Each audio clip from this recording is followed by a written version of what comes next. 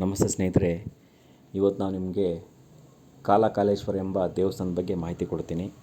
ಈ ಸುಕ್ಷೇತ್ರ ದಕ್ಷಿಣದ ಕಾಶಿ ಕಾಲಕಾಲೇಶ್ವರ ಎಂಬ ದೇವಸ್ಥಾನ ಇರೋದು ನಮ್ಮ ಕರ್ನಾಟಕದ ಗದಗ ಜಿಲ್ಲೆಯ ಗಜೇಂದ್ರಗಡ ಎಂಬ ಪಟ್ಟಣದಲ್ಲಿ.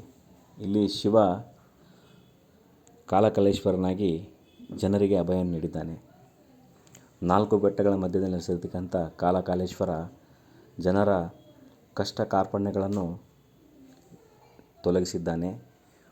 ಇದು ನೋಡ್ತಾ ಇರ್ಬೋದು ನೀವು, 300ರಿಂದ 400 ಅಡಿ ಎತ್ತರದ ಬೆಟ್ಟದ ತುದಿಯಿಂದ ವರ್ಷದ 360 ದಿನಗಳ ಕಾಲ ಇಲ್ಲಿ ನೀರು ಜಿನುಗ್ತಾ ಇರುತ್ತೆ.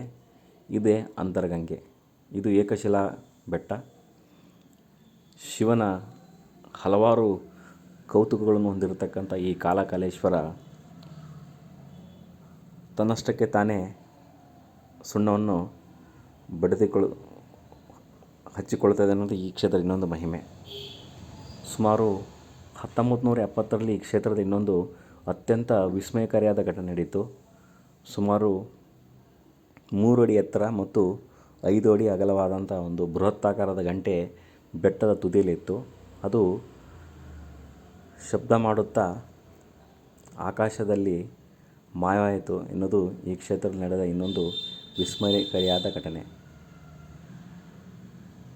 ಇಂಥ ಹಲವಾರು ಮತ್ತು ಕುತೂಹಲಗಳನ್ನು ಹೊಂದಿರತಕ್ಕಂಥ ಈ ದೇವಸ್ಥಾನಕ್ಕೆ ನೀವು ಭೇಟಿ ಕೊಡ್ಬೋದು.